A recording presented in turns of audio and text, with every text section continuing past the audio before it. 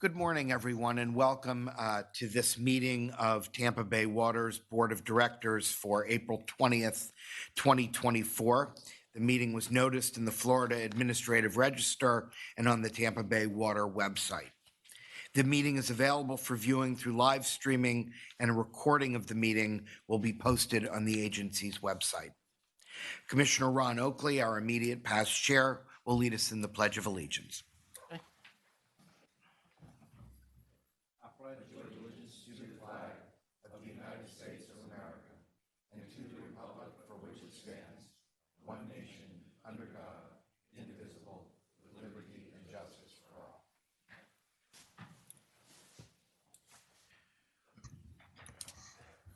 I'd like to let the record reflect that Vice Chair Hanowitz and Commissioner Mariano will not be in attendance for today's meeting. I do believe that Commissioner Mariano may be listening in. I'd like to ask Kathleen for a roll call to determine a quorum. Commissioner Cohen? Here. Councilmember Hanowitz? Mayor Davis? Here. Commissioner Eggers? Here. Commissioner Mariano? Councilman Miranda? Here. Chairman Oakley? Here. Commissioner Scott? Here. Commissioner Wostel? Here. Mr. Chair, we have 7 members present. Thank you. At this time, I'm going to turn it over to our general manager for the budget presentation and workshop. Yes, Real quick. Mr. Eggers. How many public comments do we have? We have 2. Could we do those first and let them be on their way and then jump into our budget? I think that would be a good idea, out of courtesy to our speakers. Why don't we go ahead? Our first speaker this morning is David Ballard Geddes Jr.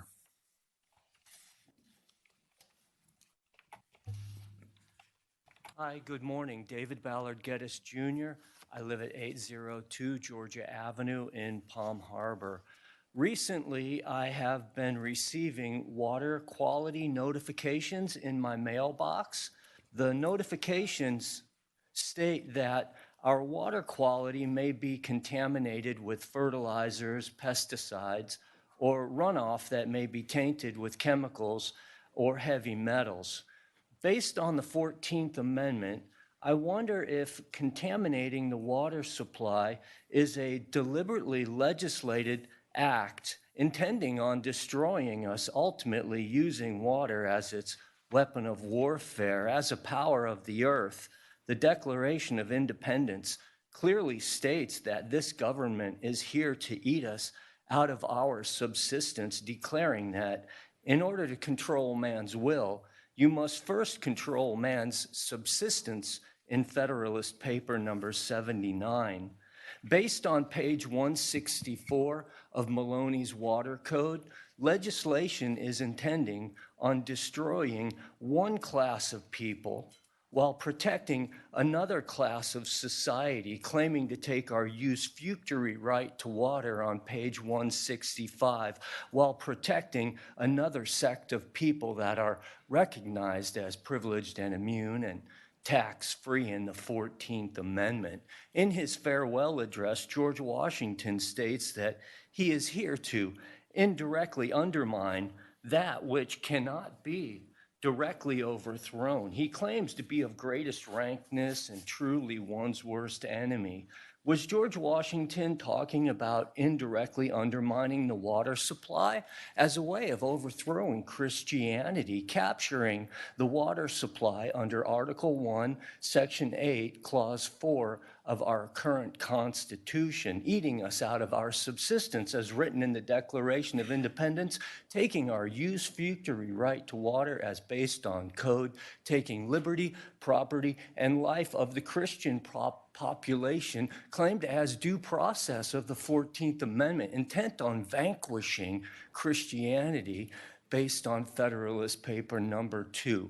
On its face, this government is way beyond a reasonable doubt of self-evident high seas constitutional sacrilege and blasphemy, and we need to talk about this situation before we move any farther on programs such as the SHARP and the TAP program. Thank you.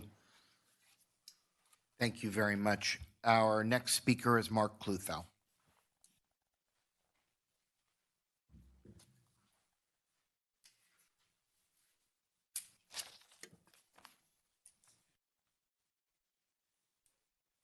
Mark Lutho, 14496, 120th Avenue North, Largo.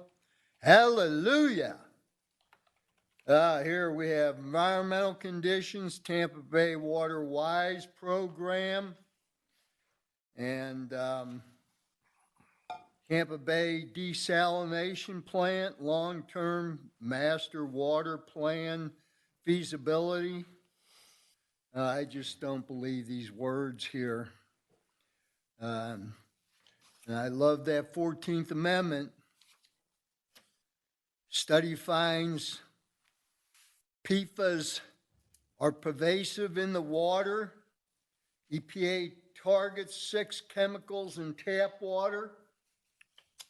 And here's the headline: residents irate after Duke Energy cuts down trees.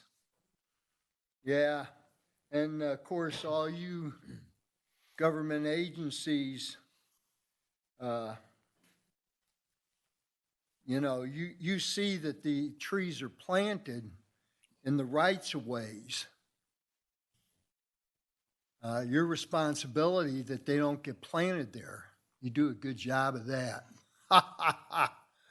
Yeah, and then could the Gulf Stream be near a tipping point? Oh, that's good, good. Yeah, and here's a good one. Can we engineer our way out of a climate crisis? Well, see, here's the problem.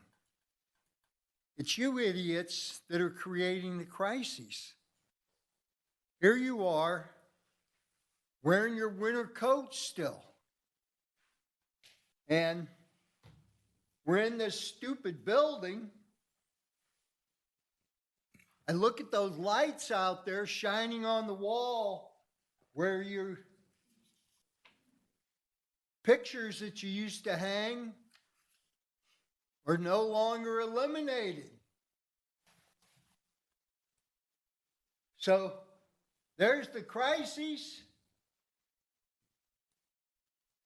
I remember this was going to be a day-lit building. Day-lit my ass. Energy appetite in U.S. endangers goals on climate. Yeah, and then we have the graphs. This is what you morons bring. Yeah. Yeah, and then we have this. Yeah, it takes more water to make these bottles than what they hold. Thank you, Mr. Future's Lutho. dim, you morons. All right, we are going to close public comment now and move on to our budget workshop, and I will turn it over to our general manager, Mr. Carden, for that presentation. Good morning, Mr. Chair and members of the board. I'd like to introduce Christina Sackett, who is your Chief Finance Officer. She's going to present the proposed 2025 operating budget and also introduce the fiscal year 2025 capital improvements program. Christina. Good morning, Chairman and members of the board.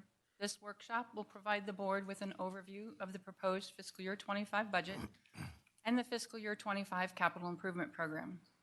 This presentation will include key factors and components of the proposed fiscal year 25 budget, detail on activities and costs in each division, planned fiscal year 25 capital improvement expenditures, and an overview of the anticipated upcoming bond issuance later this year. As part of the annual budget process, the proposed budget was sent to each member government staff, followed by meetings to present an overview of the proposed budget and capital improvement expenditures and answer any questions.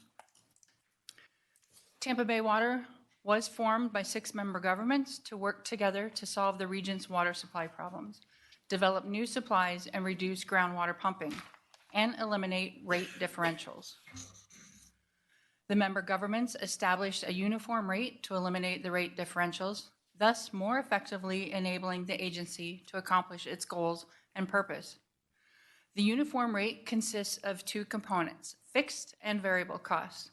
The fixed costs are billed to each member based upon their percentage of demand from the previous fiscal year times the budgeted fixed cost amount of the net revenue required from water sales. 1/12 of this amount is billed monthly to each member. Variable costs, which are the costs that fluctuate with the amount of water produced, such as chemicals and power, are billed differently. The variable costs are billed to each member based upon their water consumption from the prior month. This consumption is multiplied by the variable rate amount, which is a portion of the uniform rate. The variable rate is based upon the variable costs divided by the budgeted demand.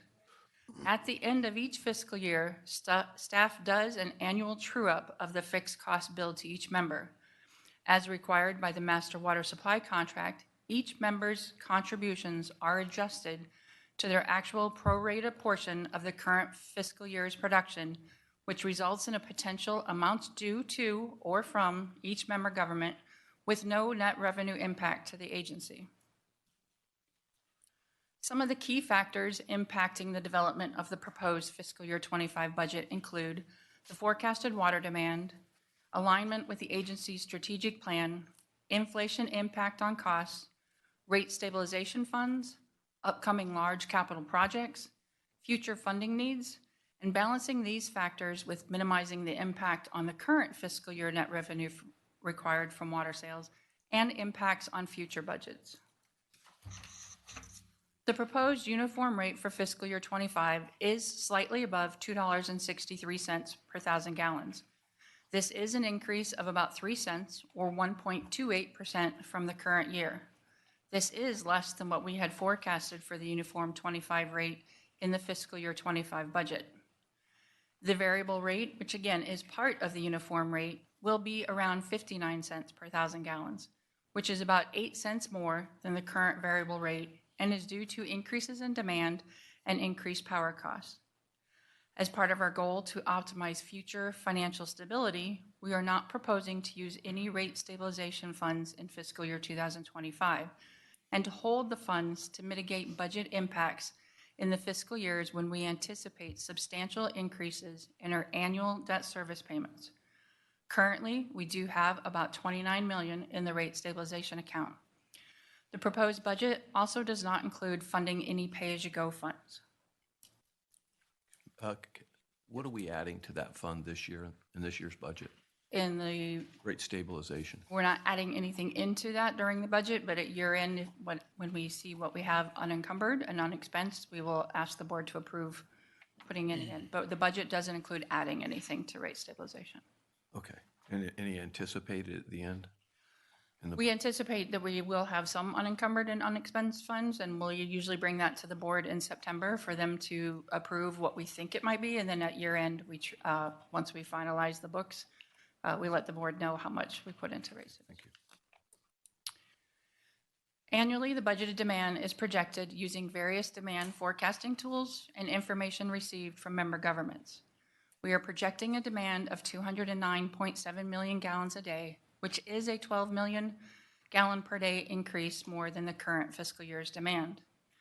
Effectively managing groundwater resources, maximizing the use of available surface water, and efficiently running the system guides the source selection to meet the projected demand. Source selection for fiscal year 25 includes operating the surface water treatment plant on an annual average of 77.7 million gallons per day, running the desalination facility at an annual average of 12 million gallons per day, which is 8 million gallons more per day than the current fiscal year's budget, and using the well fields to produce 120 million gallons per day of groundwater, 85.4 from the consolidated well fields and 34.6 from the other well fields. The agency's total cost to provide quality water to the member governments consists again of two components, fixed costs and variable costs. The agency's variable costs, which again fluctuate with the amount of water produced, fluctuate annually also according to the demand and supply sources. The fiscal year 25, the variable costs equal about 21% of the total anticipated costs.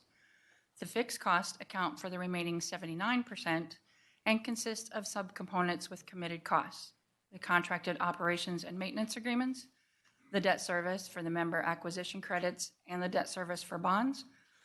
And the fourth component are the fixed costs to operate the agency. As you can see, debt service makes up about 39% of the total fiscal year 25 costs. This percentage has decreased over the last few years, but with large upcoming capital projects, the percentage of debt service will grow. The total costs for fiscal year 25 are $213 million. This is about a $13.4 million increase over the current year. This chart shows the breakdown of the costs by category for fiscal year 25 and compares them to the approved amounts for fiscal year 24.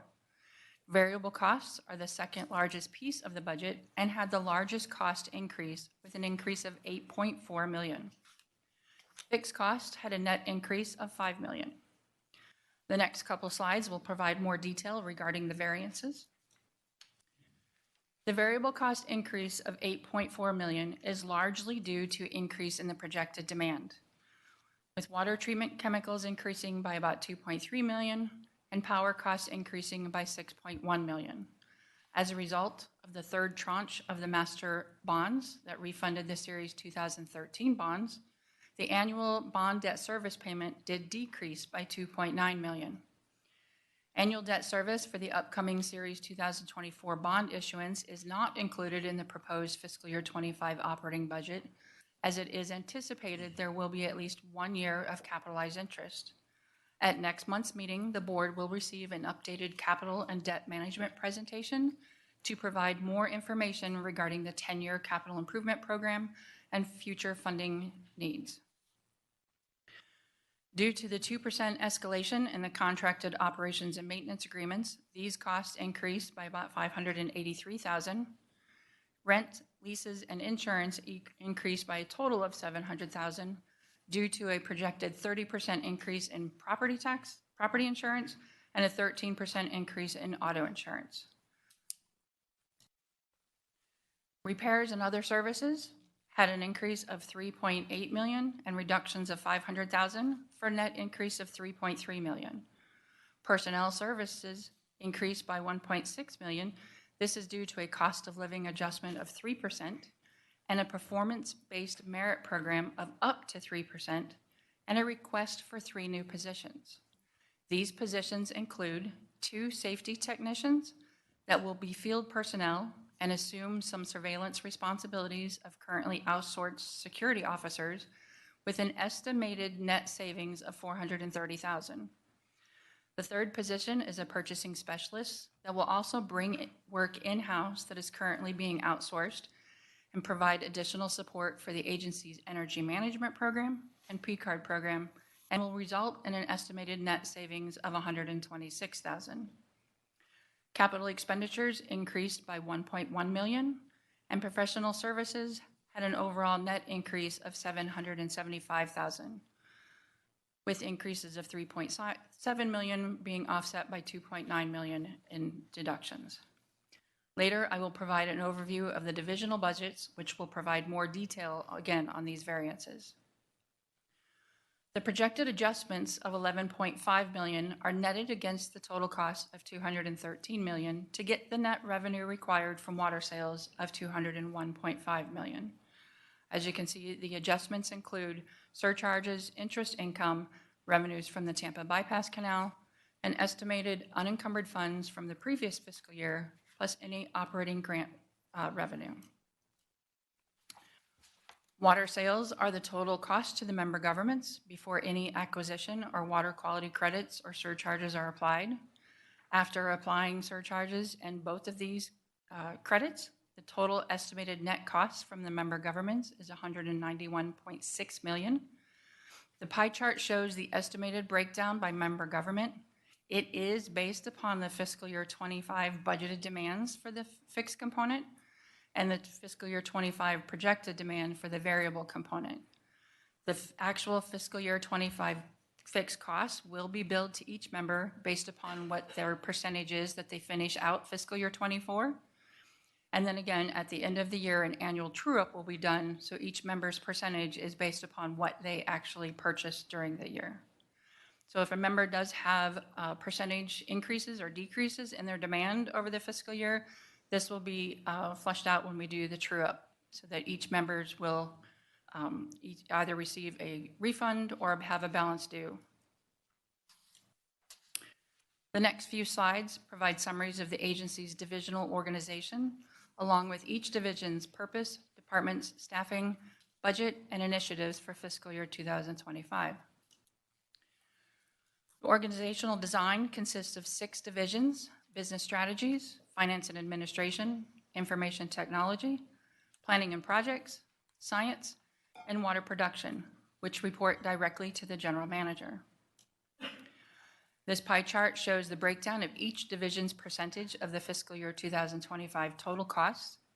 The budgets for water production and the finance and administration division account for 81% of the total costs. And this is because the water production division includes the variable costs and the contracted operations and maintenance agreements for the surface water treatment plant and the desalination facility. And the finance and administration division includes the agency's debt service. The general manager and the general counsel are appointed by the board and serve the agency's board of directors. The general manager provides leadership to develop and expand the organization in a multitude of activities throughout the agency. The office of the general manager has 2 employees and a budget of $566,000. And general counsel oversees a variety of legal matters for the agency and is performed through contracted services with a legal budget of $725,000. The business strategies division oversees the agency's strategic and business planning, ensures employee and facility safety and security, trains and develops agency staff, directs change management through the agency, and builds and maintains relationships with stakeholders. The business strategies division is led by the chief of staff, chief strategy officer, and includes 5 departments: continuous improvement, government affairs, human resources, public communications, and safety services. The division currently has 13 employees and is requesting the 2 additional safety technician positions.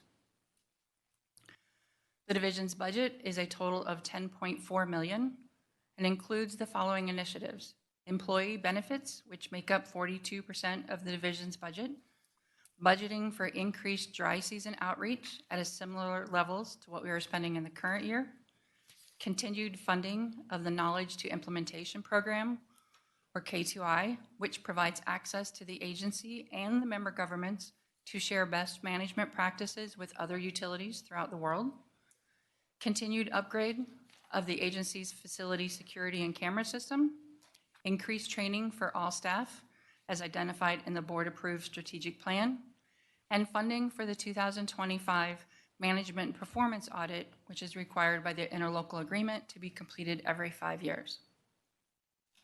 The Finance and Administration Division, which oversees the agency's finances, cash management, payroll, debt management, financial reporting, procurement, inventory, risk management, and records. The Finance and Administration Division is led by the Chief Financial Officer and includes 3 departments: finance, purchasing/warehouse, and administrative services/records. The division currently has 18 employees and is requesting the 1 additional purchasing specialist for fiscal year 25. The division budget is a total of $91.8 million and includes the following: debt service, which makes up 91% of the division's budget, managing the agency's investments, developing and managing the operational budget, compliance and reporting of the agency's financial information, strategic procurement, vendor relations, and contract management, maintaining and managing inventory needed for the system maintenance and office supplies for the agency, and continued compliance and management of the agency's records, including public records requests. The Information Technology Division oversees the efficient management and security of the agency's data and digital technologies. The division is led by the Information Technology Director and includes 3 teams: applications, systems and security, which includes cybersecurity, and SCADA. The division currently has 13 employees.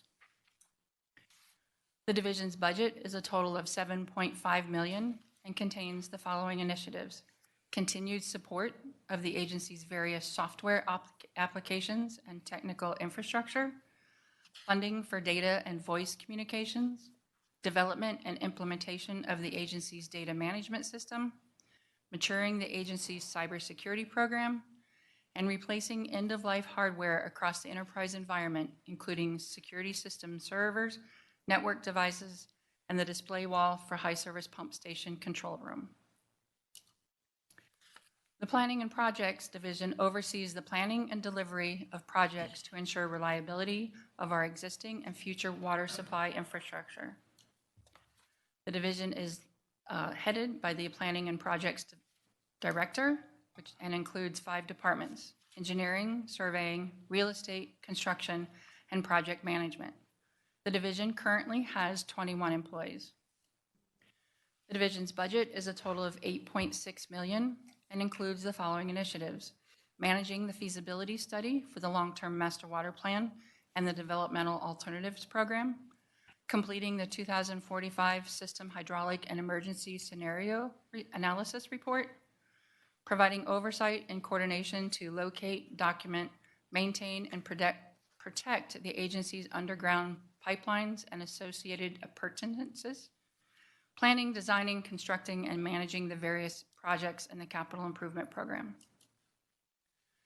The Science Division oversees and supports environmental and water quality data collection and analysis, permit compliance, systems modeling to support agency decision-making, and coordinates water conservation activities and implements water-saving rebate programs to reduce water demands across the region.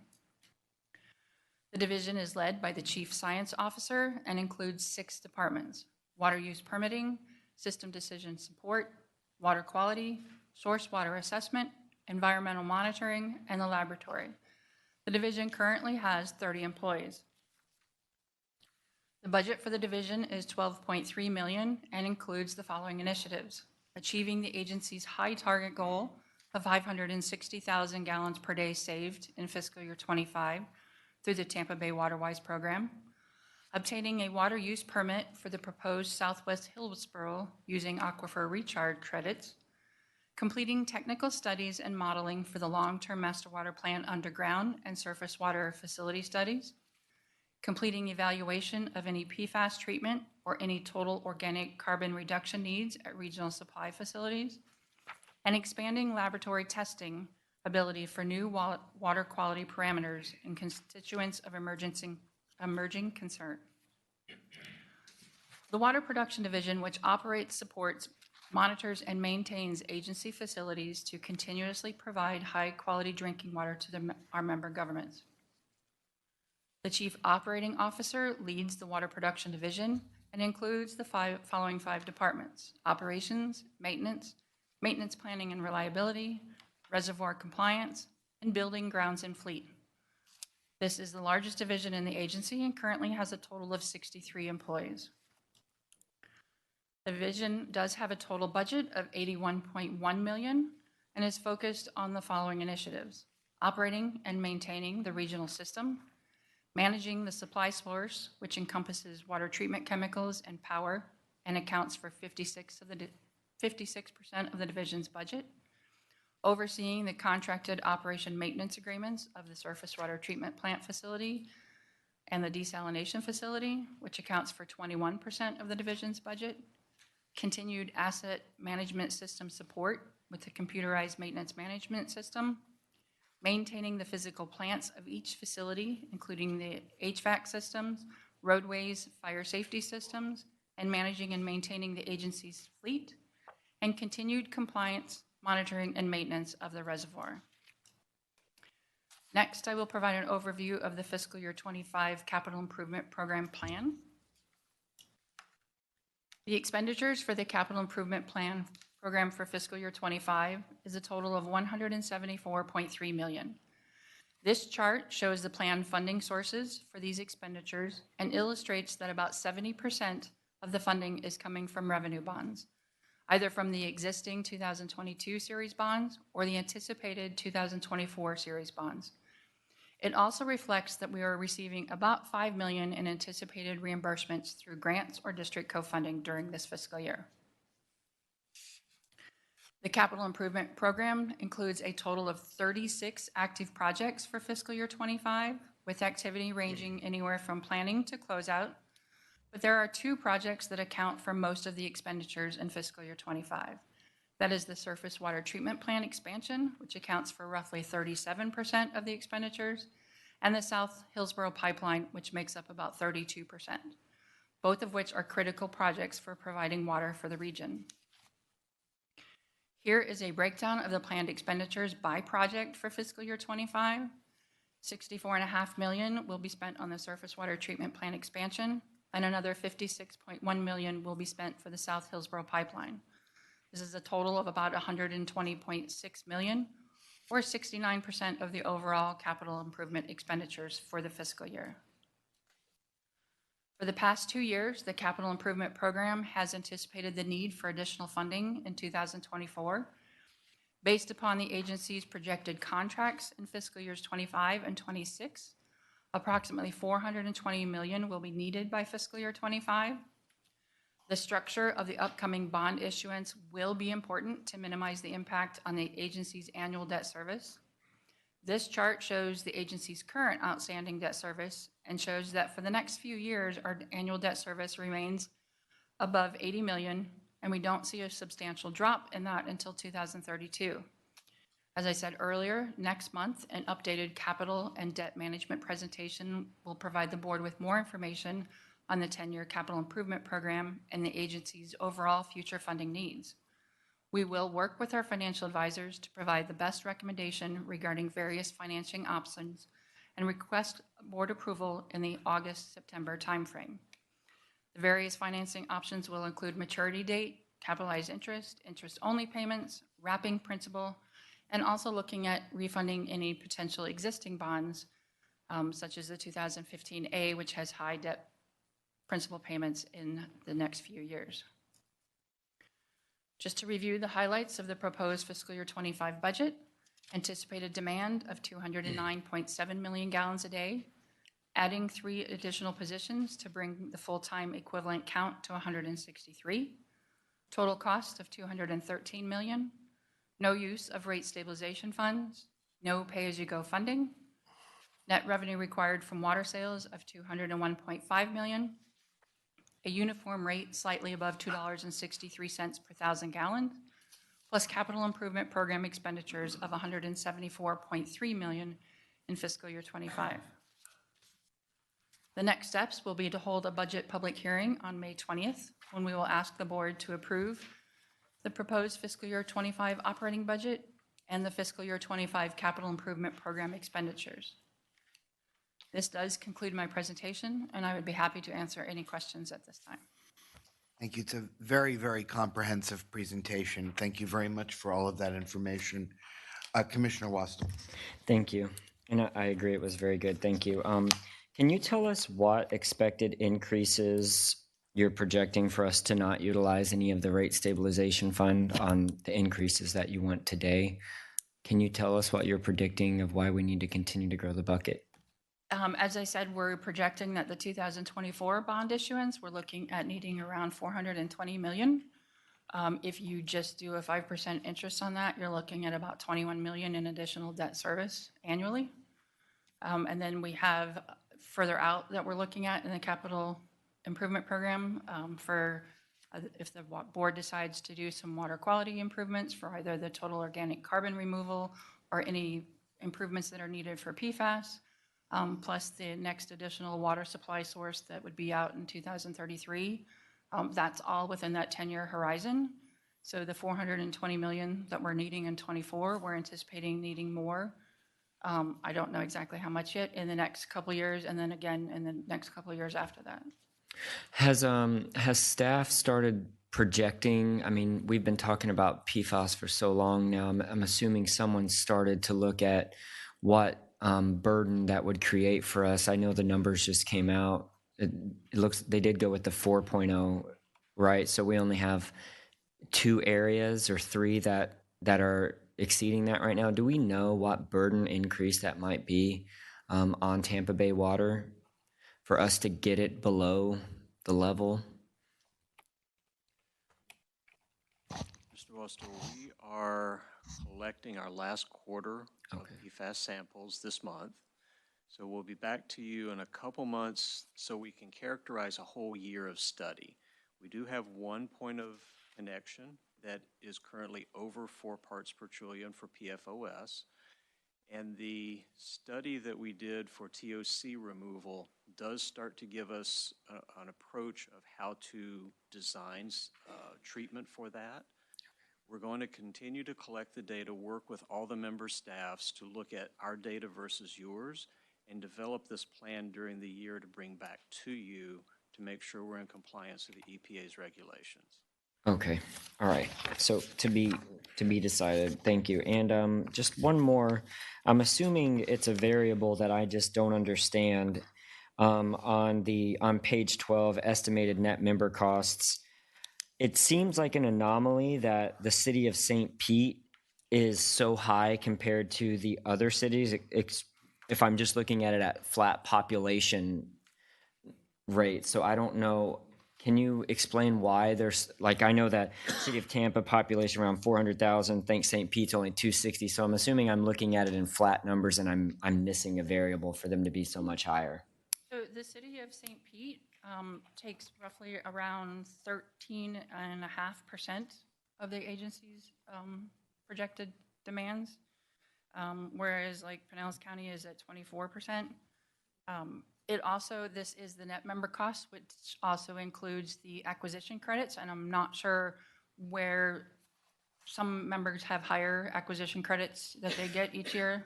Okay. I'm not sure where the city of St. Pete falls. Okay, so it might be a variety of reasons. It's not like they're some anomaly that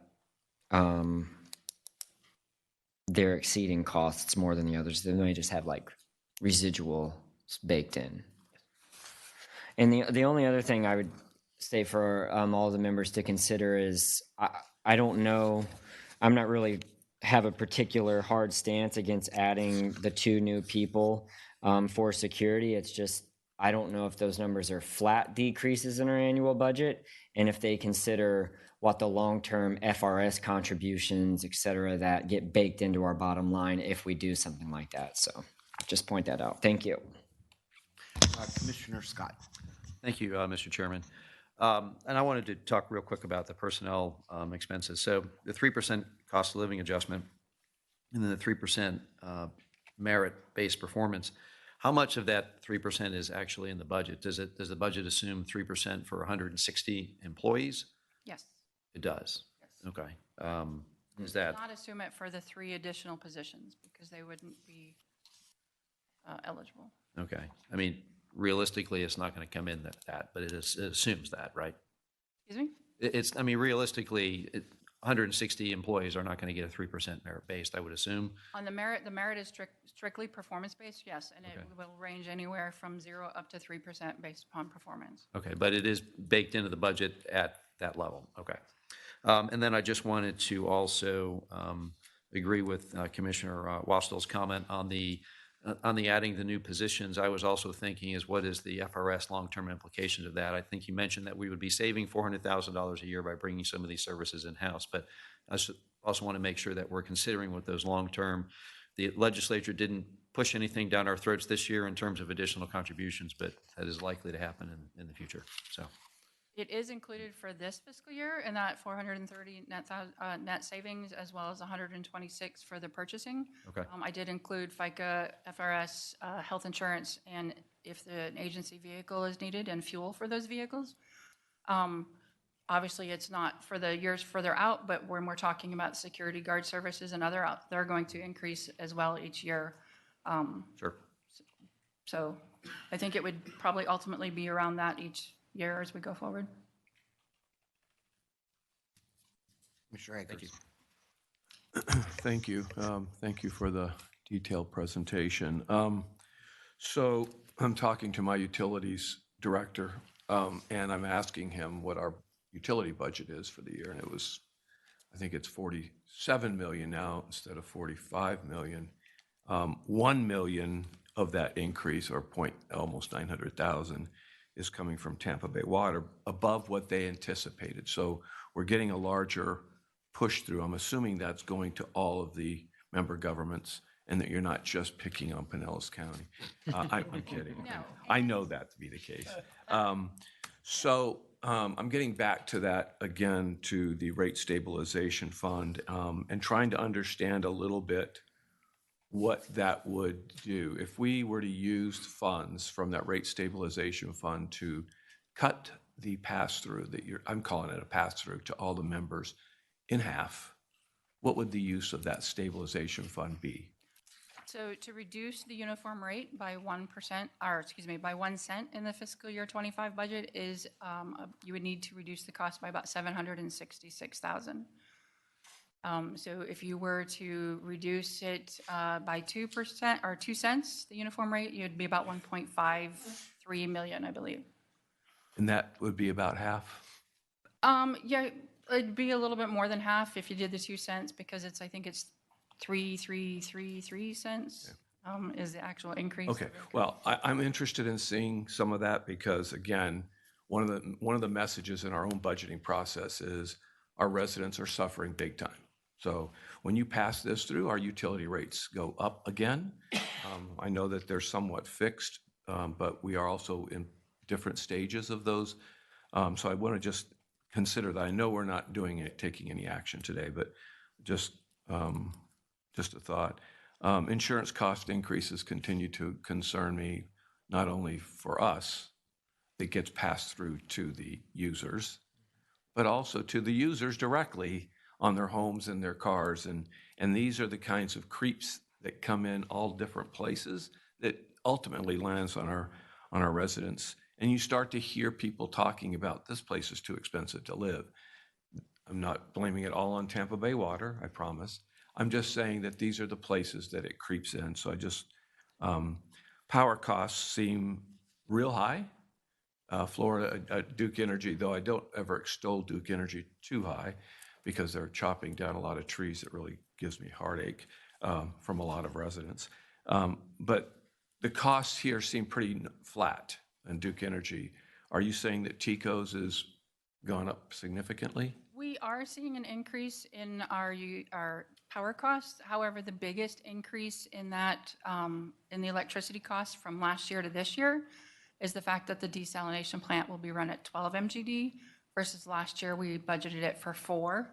And that was because of the changes that TECO was implementing. We only anticipated to be able to use it at 4 in fiscal year 24. So that's the biggest increase in the power costs for that year, is because we went from 4 MGD to 12. And it is the most expensive source that we have for power. Okay, thank you.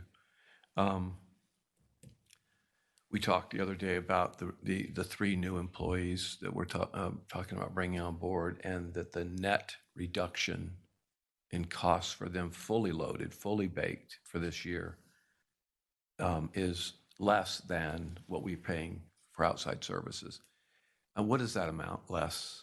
And what is the total that was? It's about 556,000 net savings. And the total that it was, let's see, the purchasing specialist was about double the 126. And the security guards, I believe it was an overall cost of 800 and some thousand for the year. Okay. Which by bringing on the new employees, it would Yeah, save. so that's a significant savings, enough probably to absorb some of those, well, I'm anticipating more FRS stuff down the road, so that definitely concerns me to some degree. So we talked about rate stabilization, and just a comment on the capital. I mean, it's really not a comment towards us, but really just a general comment that those capital expenditures are, strictly intergenerational. I mean, we're talking about why should any one generation be overburdened with it? And so we do these long bonds to try to spread that out as much as possible. I really have commended over time how we've managed that bond process. Seems like a lot of money that we put into capital, but it certainly is something that tries to preserve the delivery of the most important asset that we have. So But anyway, I'd like to just take a look at some of those, and maybe we can have some more discussion before the next meeting. I would like to add, Commissioner, that as far as the estimated costs for each member government, what is currently in the budget, the fixed costs are calculated based upon what was budgeted percentage-wise for each member government in fiscal year '24. Obviously, that will change once we get to the end of the fiscal year, depending upon where each member falls in their percentage. If you look at the percentage of budget for each member in '25, Hillsborough County's does go up by about 2.5 or 2.25%. So some of those costs that you currently see in the other member governments would probably get shifted over to Hillsborough County. But they're seeing the greatest increase, and I think Pasco has a bit of an increase in the '25 budget, so their percentages would alter based upon that. So Pinellas's would actually go down. Yeah. I'd like to still take a look at it as it relates to all of our member governments. One last question. Thank you, Mr. Chair. Estimated unencumbered funds from prior year. What is that? That is, we budget all of the fixed costs and variable costs, but we do anticipate each year that we'll have about 3% of the budget that we won't probably spend. So we carry it forward into the next fiscal year. It's something that we've done every year. We take about 3% because we don't anticipate using it, or that we're not actually going to get it spent. Projects get delayed. Supply sources cause things to come in later than what we had anticipated. So we estimate roughly around 3% that of the budget that won't get spent that then gets carried forward to help with next year's budget. And that includes any positions that aren't filled for any length of time? It's a total of 3% over the previous year's budget. Okay, right. Thank you. Yes, Commissioner Westel, you wanted to speak again. I just wanted to point out that with the revelation of TECO's power being the heavier burden, the variable increased costs were power at 6.1 million were the largest percentage of over 50% of the total costs, that increased costs we're seeing for the uniform rate. We did just receive a notification that TECO is looking at going back to the state to request a reduction because of the reduction of price of natural gas that they produce. And the other hard reality that we have to accept, especially with TECO, is that I believe that there was a statewide constitutional amendment that required 1% of power to go from solar. And, you know, they've begun buying that extremely expensive farmland in East Hillsborough. And now the taxpayers are paying for that extremely expensive farmland that was cattle's. They paid a premium for it so that they could outbid farmers. It's just a reality. And now that premium for that land is being passed on to you. I'm not against solar. I'm just saying that these are the numbers and these are the maths. So that's what a lot of those power increases from TECO are coming from. And, you know, they're doing it to try and avoid potential future carbon tax credits that they believe might be coming from the federal government. So not arguing it right or wrong, but that's a lot of the impacts that you're seeing in this variance right here, in my opinion. So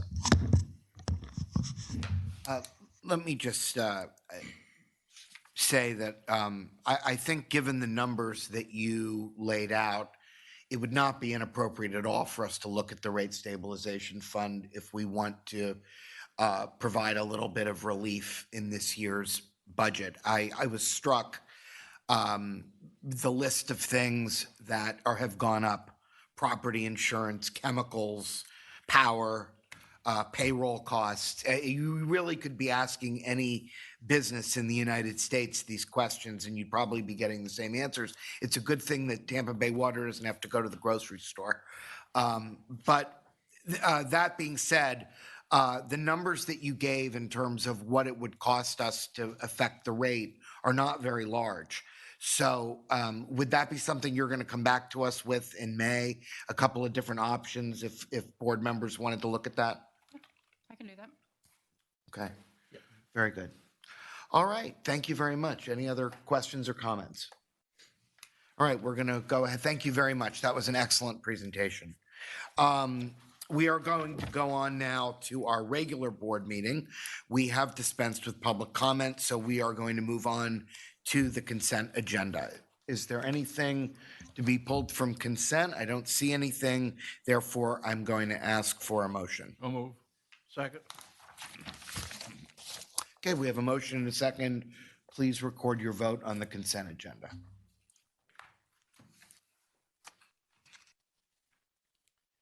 Mr. Chair, the motion passed unanimously. Thank you very much. We have one action item this morning, and that is the surface water treatment plant expansion item. Mr. Cardin. B1 and B2 are ahead of that. Oh, excuse me, you are correct. So I will go ahead and turn it over to you for your report, Mr. Cardin. All right, thank you.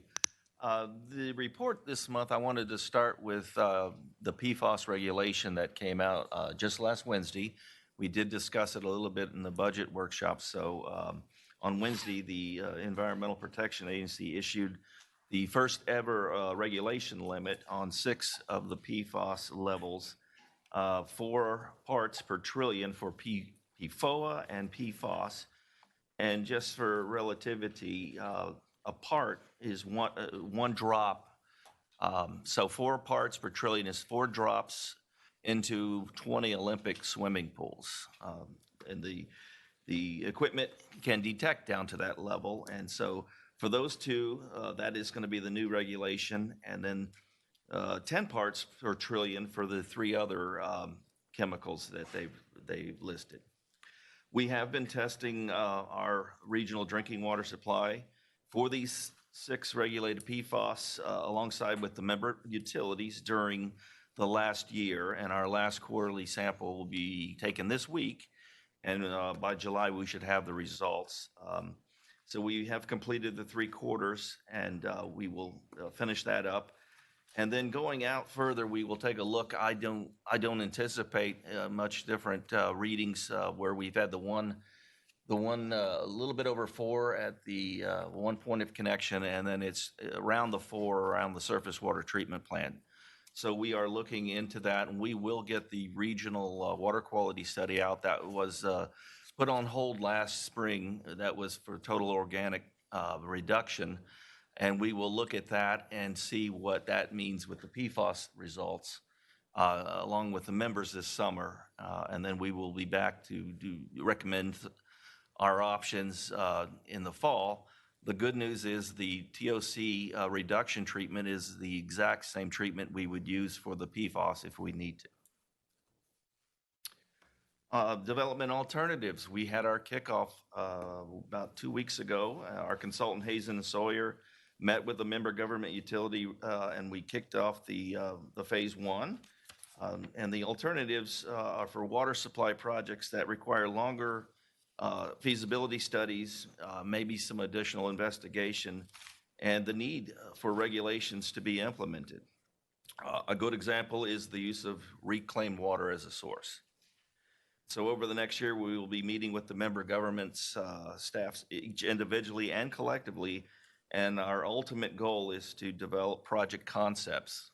And these concepts will then go into the master water plan, the next cycle of that, for potential choosing of the board to go into more advanced feasibility studies. I also wanted to let you all know that we are currently recruiting for a continuous improvement director to serve as part of our executive team. And they will continue the implementation of our continuous improvement program that we have already begun and we're underway. Federal funding. I just want to let you all know that we were awarded recently some federal monies for the Tampa Bay Water Wellfield Improvement Project for about $1 million.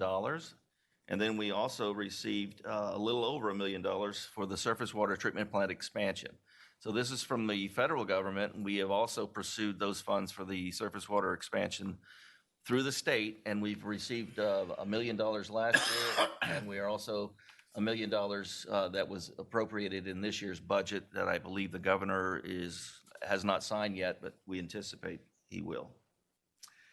Also wanted to share with you some outreach photos. This is a photo from our Florida Humanities. They hosted us in our screening of The Lightning in a Bottle. It happened on World Water Day at the St. Pete History Museum. We also had some former board members, Pinellas County's Steve Seibert. He was a county commissioner back at the founding of Tampa Bay Water, and also Ed Taranchik from Hillsborough County. And our very own our Vice Chair Lisette Hanowitz was there on a panel that discussed the past and the future of Tampa Bay Water. On March 22nd and 23rd, we sponsored and exhibited Tampa Bay Water Days, which was hosted by the Museum of Science and Industry. And this was a STEM event that included hands-on activities for the students and their families. Our sponsorship funded school field trips for Friday, and then admission for the public on Saturday. We also helped out with Keep Tampa Bay Beautiful at the Great American Cleanup and at McFarland Park. And then our Maribel Medina, who is our Planning and Projects Director, served as a panelist for a discussion on strategic project management for the Florida Water Environmental Association's annual luncheon. That concludes my portion, and then I'll we'll turn it over to Warren Hogg. Before Warren goes, Commissioner Eggers had a question. Just I always like when you bring up reclaimed water in the study for potability purposes. I always like to just so if anybody here heard that and they walk away with anything, we've already picked our 2028 water project, so that's off the board. We've already narrowed down the 2033 project, and that's not being considered.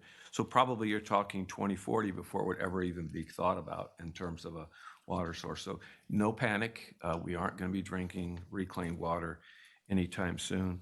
It also struck me a little bit that water is an extremely important asset, not only to us, but obviously to the rest of the state in this country. And I'm not sure what we asked for from the federal and state, but it seems like it'd be nice to get a little bit more as it relates to the importance of this asset. But appreciate what we did get. And then the final thing is the lightning in a bottle. We've made sure that all of our commission got copies of it, and I thought it might be a good thing to just send those.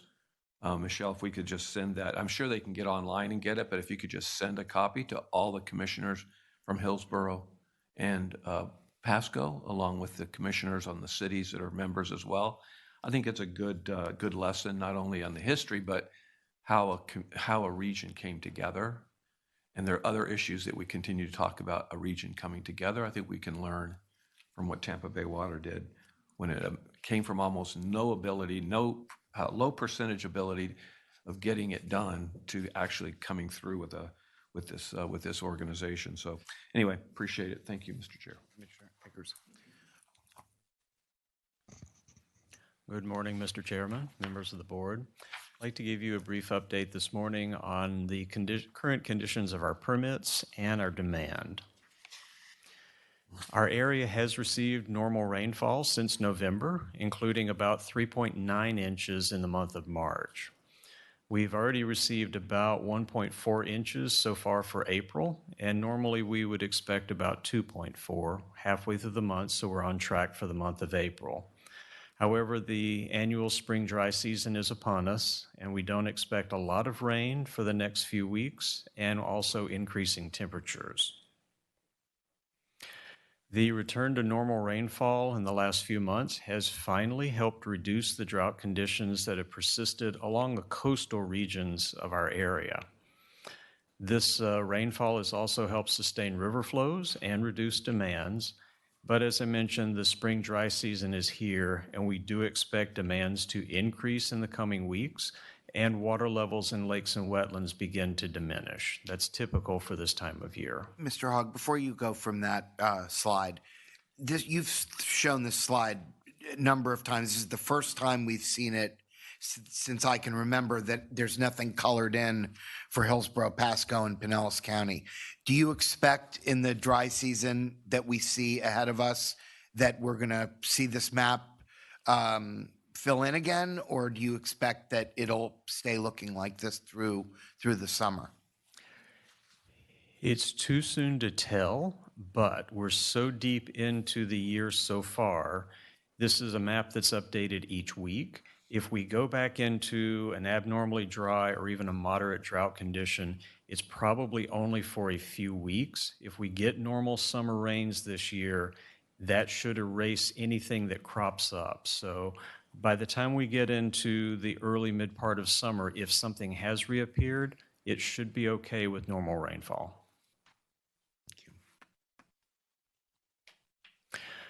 The Tampa Bay region remains in a stage 1 water shortage condition, but as I mentioned, we've seen improvements in the past couple of months.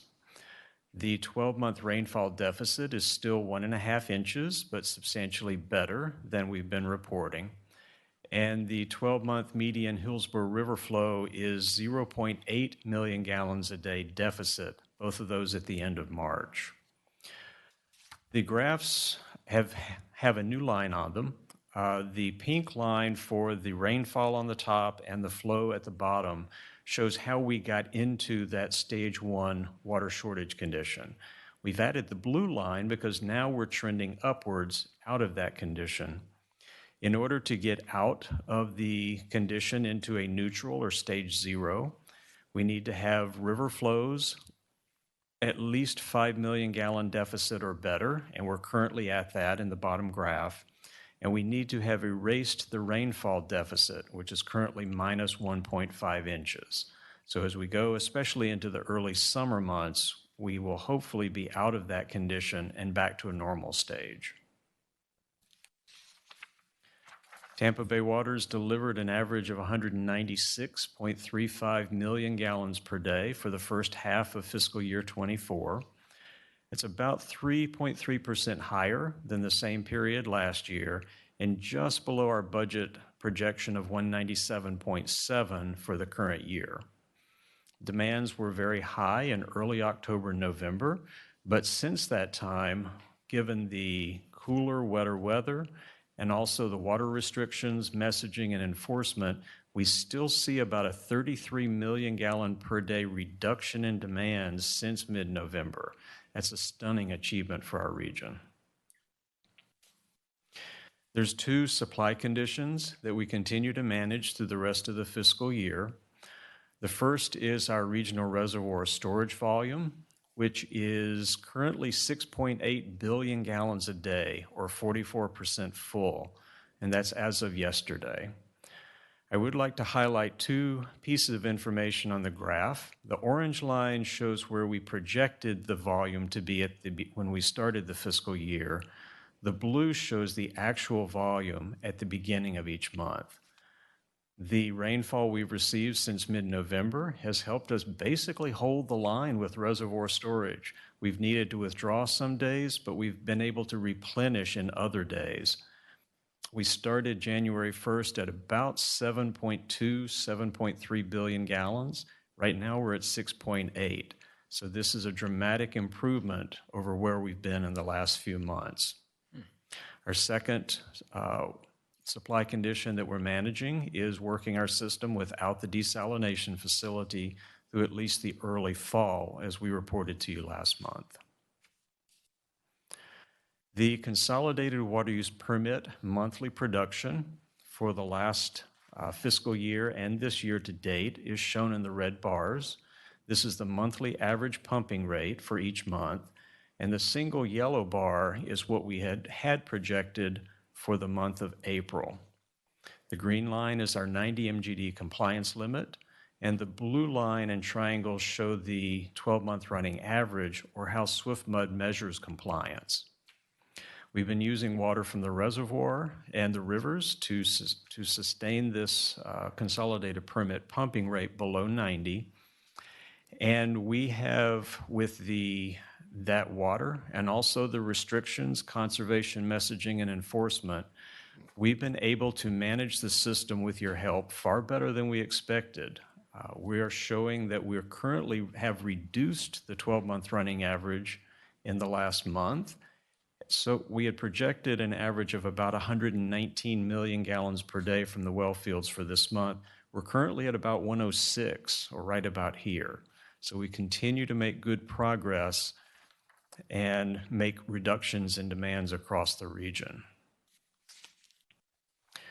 As we look into the rest of the fiscal year, we'll continue to manage all of our supply sources to remain compliant with our permit limit. This is what the consolidated permit running average could look like, and this is considering that we don't get the normal rainfall and without consistent water conservation messaging. We're showing the high point here of about 90 million gallons per day in the month of June. This is far better than I've been able to show you the last few months, and this speaks to the power of the conservation, one-day-a-week restrictions, and the improved climate that we've seen this year. We've seen improvements far better than we expected, and it speaks well to our region working together to solve this problem.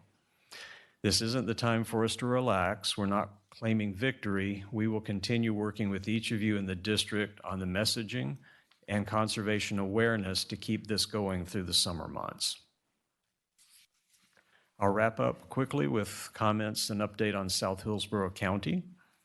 Our staff did file the water use permit application for our Balm Farm permit as approved by the board in February. And this will allow us to receive the 590,000 gallons per day from Suburban Land Reserve that was also approved in February. Commissioner Oakley? Yes. I noticed, excuse me, I noticed that it was great to see the fact that when we came to the 1 day a week watering, that our citizens actually paid attention to that, and we were actually saving on average of 30 million gallons a day. That's a lot of savings, you know, for the conservation side of what we do. And the fact of it is I noticed when we had a 2-inch rainfall in the area, the few days right after that, we were able to capture 60 million gallons a day and going into the reservoir, which has caused these charts to be like they are. So I hope we get a little more rain through here, more than we got this last weekend. It was supposed to be a big storm, but I got 1.25 inches, I think, at my house, but a lot of people got only about half that much. Yeah. So, but very good report. Thank you. Thank you. Some also improving numbers. The demands in South Hillsborough County have been steadily increasing for the past few years and more sharply last fiscal year. And the water we deliver here is through 3 points of connection. Each bar is for a certain month. The bottom green part shows what we deliver to the region through the Lithia pump station. That's through the Brandon booster station. The yellow part of each bar is what we deliver to the central point of connection, and the dark blue part of each bar is coming from the south central well field. The 12-month running average demand for the service area as a whole is shown in the pink line at the top, and that stands at 57.4 million gallons a day for the last 12 months. It's about 3.5 million a day higher than it was a year ago, but I would like to highlight the last 4 months. That would be December through March. These significant reductions are due to water conservation messaging, enforcement of the 1 day a week restrictions, and the climate. We're also seeing a decrease in the total service area demand over a running average basis. So this is very good news for the county and for our supply system. The 12-month running average pumping rate at the South Hillsborough well field is shown in the blue line, similar to the consolidated permit graph. We have actually seen a reduction in the last couple of months. We currently stand at 26.6 million gallons per day. It's still higher than our permit limit, but we are seeing a steady trend downward. If we can achieve that 5% reduction in demands, sustain that we've been discussing, and continue to send the additional water through the new Brandon booster station, we should see this running average trend decrease throughout the year. We are moving towards our target and getting back into compliance with the well field. This is also better than I've been able to show you for the past few months. With that, I'd be happy to answer any questions you have. Commissioner Eggers. Thank you, Warren. You made a comment just at the end there that a 5% reduction in demands and sending water through the Lithia. I didn't understand that piece. Could you? Now that the Brandon Booster Station is fully operational, we are sending water from the region, which now would be surface water and reservoir water, through that pipeline at a higher rate than we were before. For the month to date, we're averaging about 22 million gallons per day. We had been around 16 and a half, so that difference is water we don't have to take from the well field. That's also helping to pull our running average down. Thank you. Commissioner Scott. Thank you, Mr. Chairman, and thank you, Warren, for that great presentation. So quick question. So we've been over our 12-month permit average here at the South Central Hillsborough Regional Well Field for some time. So if we don't get that down below the permit level, I mean, what's the consequence for that? We have been in steady communication with the Water Management District starting about a year and a half before we exceeded our permit limit. On a monthly basis, we've been sharing with them the projections, what we think is coming, and also the whole list of projects that both we and Hillsborough County have been doing on the supply source and the infrastructure side. Because we've been very proactive in communicating with them, they have been satisfied that we're doing everything that we possibly can do, and we continue to come up with new options. So they have expressed their pleasure that the average is trending downward, and they're continuing to be good partners, such as the one-day-a-week restriction and the emergency order from the Alafia River, letting us take some additional water from that system to help out. As long as we keep trending downward and get back under our permit limit, I do not expect any negative consequences. Okay, well, that's certainly good news.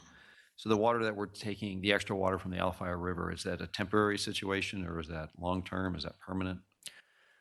We have a permit to take 10% of flow above the minimum flow in the river. So once we hit the minimum flow, we can take 10% up to 60 million a day, which is the most our pump station can pull out. The order lets us go to 19% of flow through the end of the summer. So that order will help us get through the summertime when the flows increase, which should help us to refill the reservoir and be in better position for next year. So 19% is how many millions? But you just said that our pumps are at capacity at 60? Our pumps are at capacity at 60 million a day. So where we get the benefit is when the river is increasing or decreasing, we can essentially double what we can take from the river until we cap out at 60, and then we're limited. Although one of the master water plan projects we're considering is looking at a modification to perhaps take more, that will be studied and come back to the board within the next 2 years. Okay, thank you. Commissioner Wistel. Yeah. On that note, I just wanted to ask Amber to keep being nice to us on our water permit. Thank you. All right, thank you very much. And again, you know, just to reiterate how really outstanding it is that the messaging is going out and that people are cooperating and following this one-day-a-week watering schedule. It is making a huge difference. And I think today's news just underscores how much we need to just sort of stay on course with this and make sure that we continue this over the next couple months. So thank you very much. Thank you.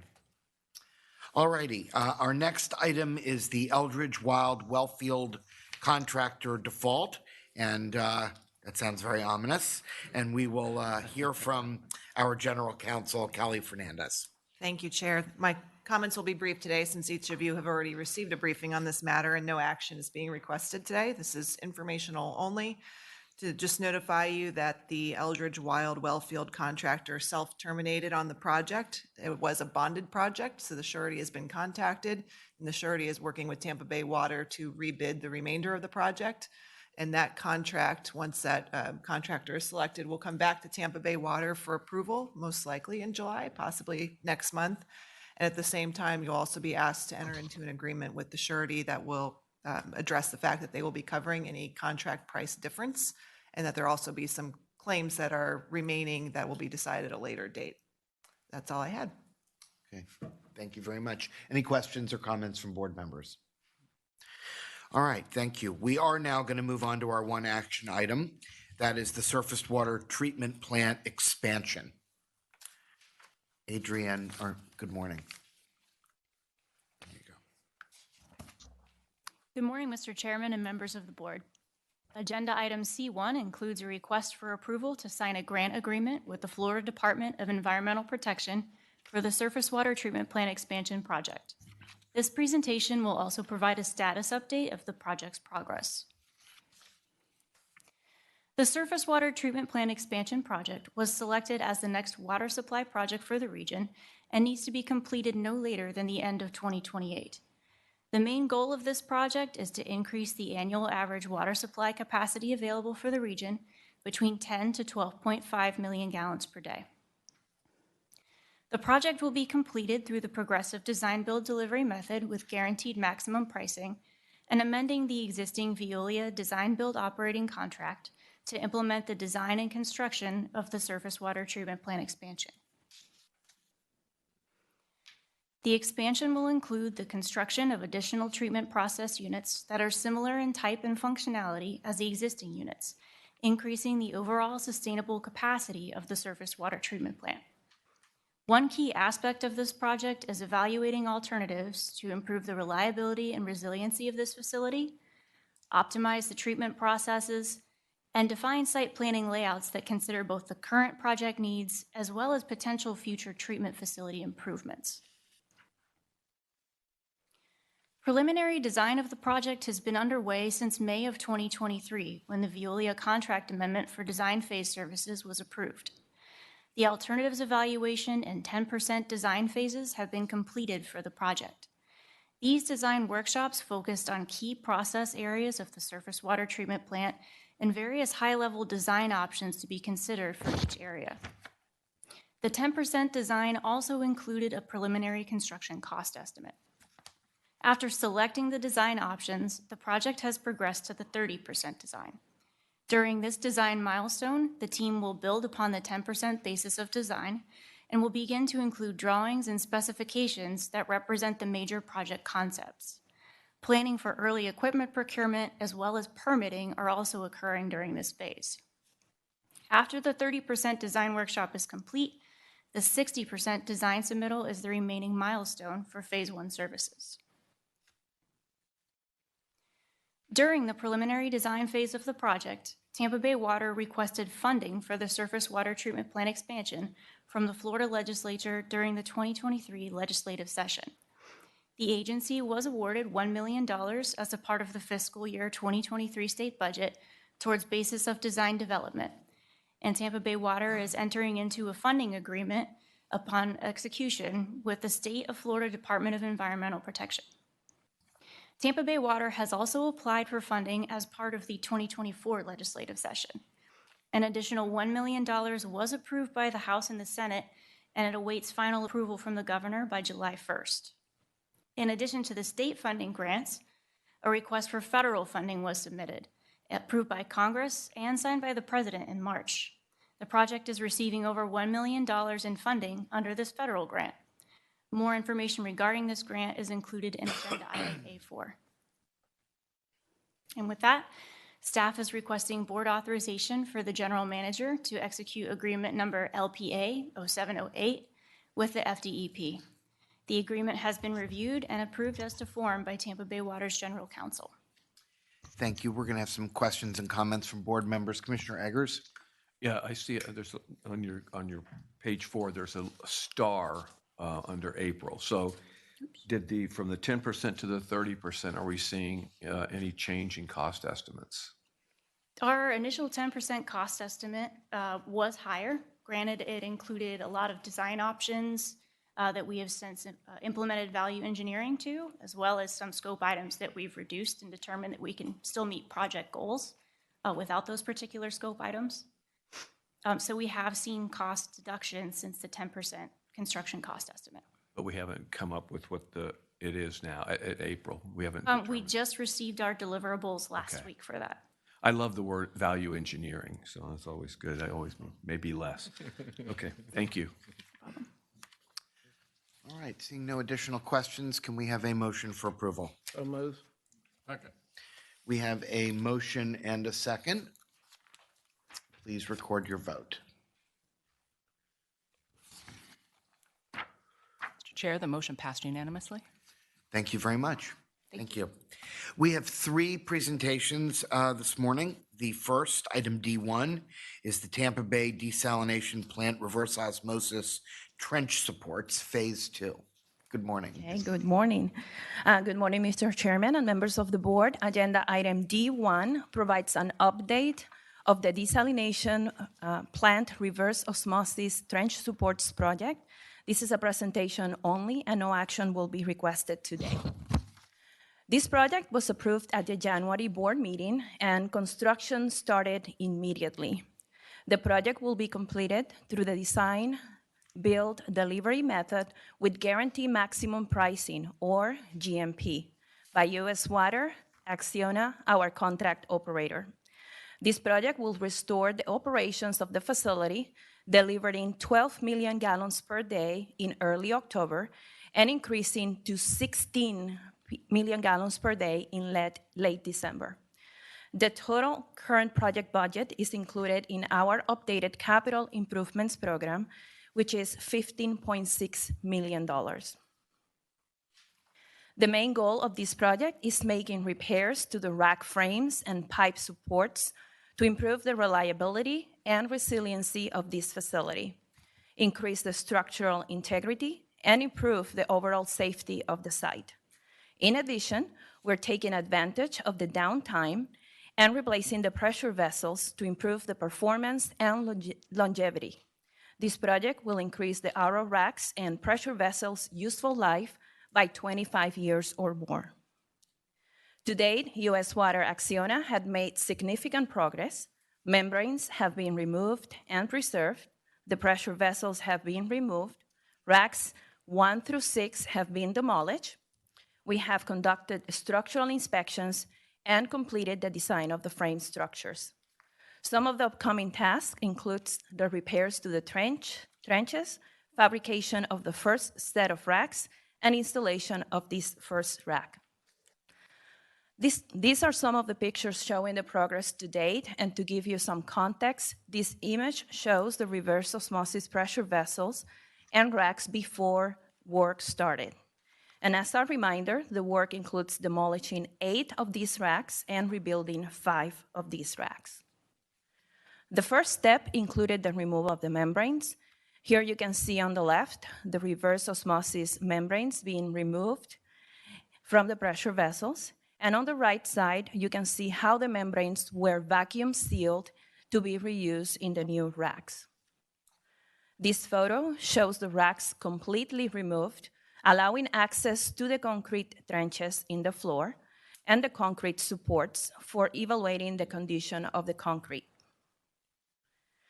Now, we are on schedule to complete the first set of racks by early October, making 12 million gallons per day available, and completing the project by late December. We will be back in July and later in November to provide you some updates on where we are in this project. And with that, this concludes my brief presentation. I will be happy to take any questions. Any questions? All right, seeing none, thank you very much. And we'll see you again in just a minute.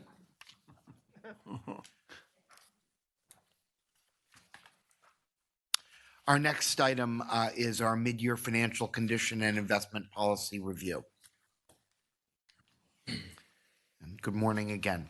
Good morning again. This presentation includes an update of the agency's mid-year financial condition and a review of our current investment policy, along with a performance recap of the agency's investments. This is a status report only, and no action is required. Included in the receive and file section of each board meeting's agenda is a statement of revenue and expenditures that summarizes the agency's uniform rate basis financial activity.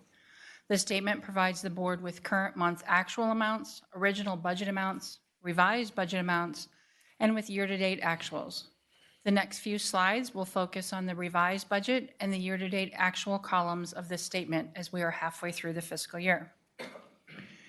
Agency revenues consist of operating revenues from water sales, operating grants, rate stabilization transfers, and non-operating revenue consists of investment income, litigation recoveries, and other miscellaneous income. Due to their unknown nature, litigation recoveries and miscellaneous income are not something that we budget on an annual basis. As of April 1st, the year-to-date amount of operating revenue for the fiscal year is about 53% of the revised budget, and the interest income is about 45%. Operating expenses include the fixed and variable costs it takes to run the regular business operations. Year-to-date fixed costs are running about 35% of the revised budget, and this is typically because invoices for these costs typically run a couple months behind, and year-to-date variable costs are currently at about 47%. Non-operating expenses and other expenditures include the interest and principal payments for debt service and capital expenditures.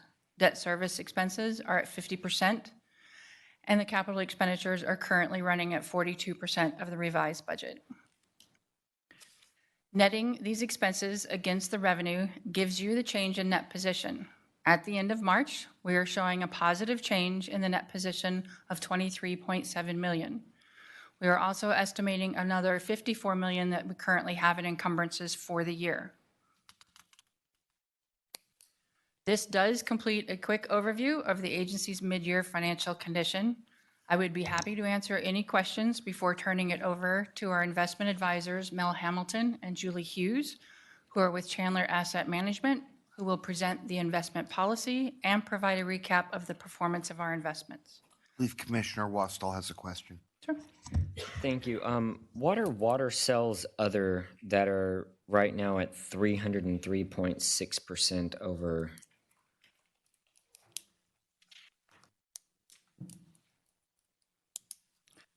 That is surcharges for the Lake Bridge. We have a surcharge that goes to Pasco County. We've budgeted roughly what the annual monthly cost is. But there was a project done there, so there was some additional income that came through on that project. That's why it's showing so much higher for that year. Okay, thank you. Mm-hmm. Anybody else? Okay, thank you.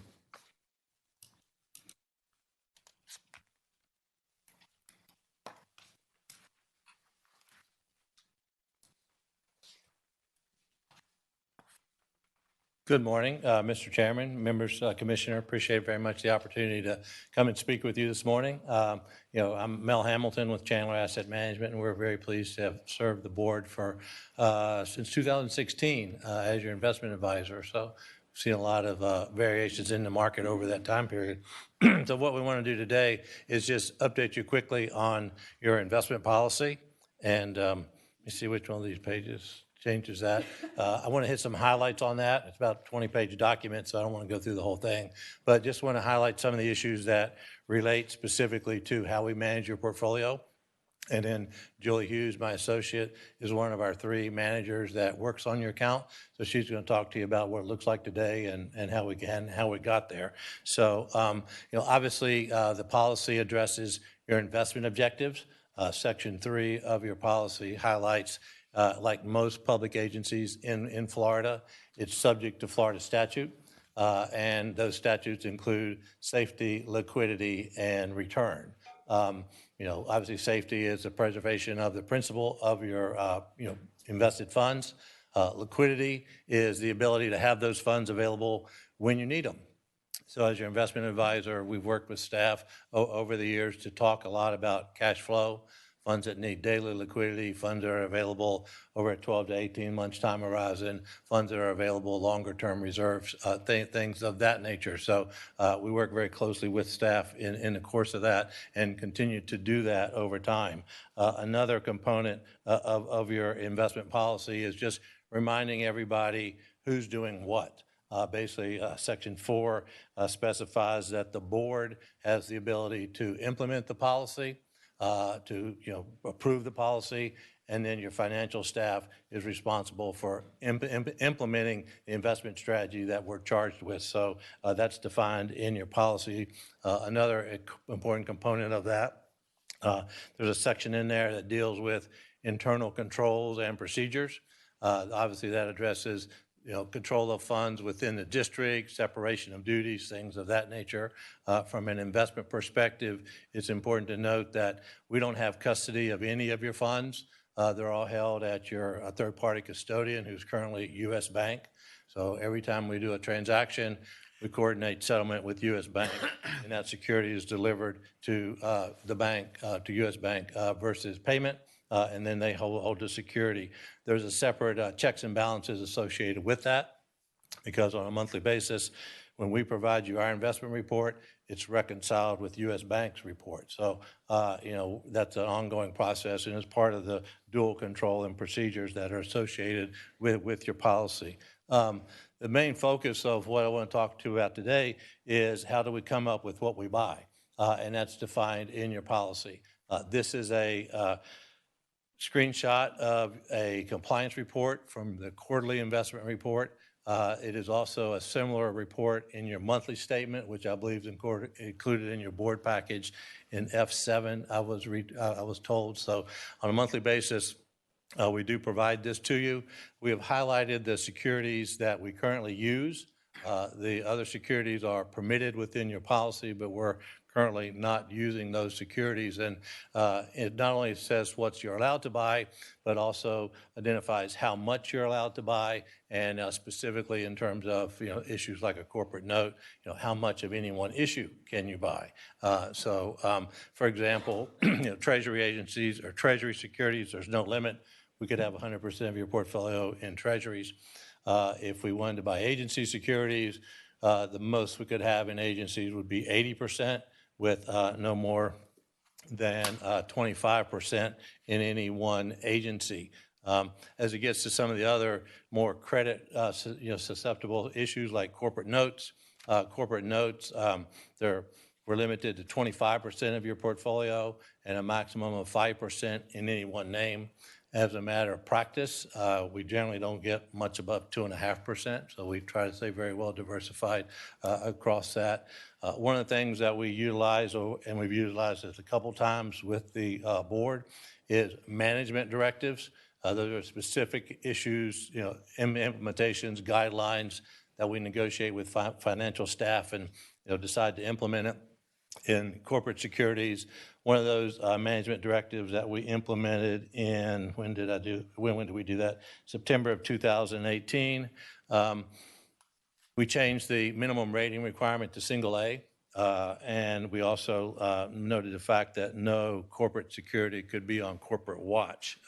So that gave us a little tightening of the permissible corporate securities that we could buy. Another management directive that we issued in May of 2021, we expanded the duration on the we expanded the permissible investments out to 5 years. So the maximum maturity on the portfolio is a maximum of 5 years. That's noted down at the bottom. And another important distinction is callable securities. If you're familiar with investments, a lot of securities are callable, particularly in the agency market. They're very popular in the government space. But we do limit the maximum of callable securities that we can purchase to 20% of your portfolio for several reasons. The most prevalent is, and Julie will go into this, but we manage the portfolio duration very close to the specified benchmark, and with the possibility of securities being called, it makes it more difficult to do that. This is a very important part of it. Wanted to make sure that you understood the way that we come up with the things that we're buying or not buying. We don't buy mortgage backs presently for Tampa Water's portfolio. We do for other government agencies, but in discussions with staff, they didn't feel that we wanted to go into that part at this time. Another category that we're not using, intergovernmental investment pools. Those are overnight investment pools, so they're a place for overnight liquidity or funds that provide or need daily liquidity. Our investment mandate, which is also specified in your investment policy, is a performance benchmark. There's a performance benchmark for short-term funds, and there's a performance benchmark for longer-term funds. And working with staff at the outset of our relationship, we identified the longer-term benchmark as a 1 to 3 year Treasury portfolio. And within that benchmark, we actually utilize securities that could range anywhere from 0 to 5 years. The other aspect of that performance benchmark that I wanted to highlight is that we do monitor that. We track ourselves versus the benchmark on both a yield and a total return basis. If you're not familiar with total return, that takes into account not only the yield, but the changes in market value, realized and unrealized. So our mandate is to beat that benchmark over the course of a market cycle. So if there's not any specific questions about the policy, I'll be glad to turn it over to Julie to talk about what that means for your portfolio. Commissioner Whistle. Thank you. Can you tell me why you don't use commercial paper? And for transparency, I'm not a fan of commercial paper, so can you tell me why you've chosen not to? Julie can probably elaborate on it, but with our mandate being 1 to 3 years, and commercial paper by definition is 270 days or less, it really doesn't fit our mandate. Now, does this 25% maximum suggest that we're saying that up to 25% of our investments could be towards commercial paper? Is that what that policy line means? That's what your policy allows you to do. We don't do that by directions with staff. Thank you. I just want to point out to the board that that's probably a line item that we should suggest restricting. Maybe something else. The only good thing about that line item I see is that it says U.S. company.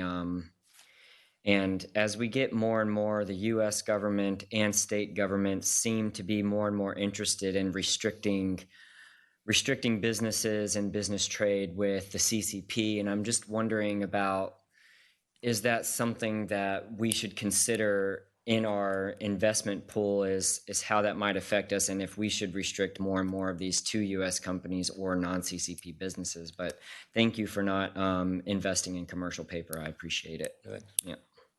Julie, you have anything to add on that subject, or just portfolio? I do. As a matter of practice, we do a very deep review of any credit instrument that we recommend for the portfolio, be it a corporate note or a commercial paper, anything that's not a U.S. government federal security.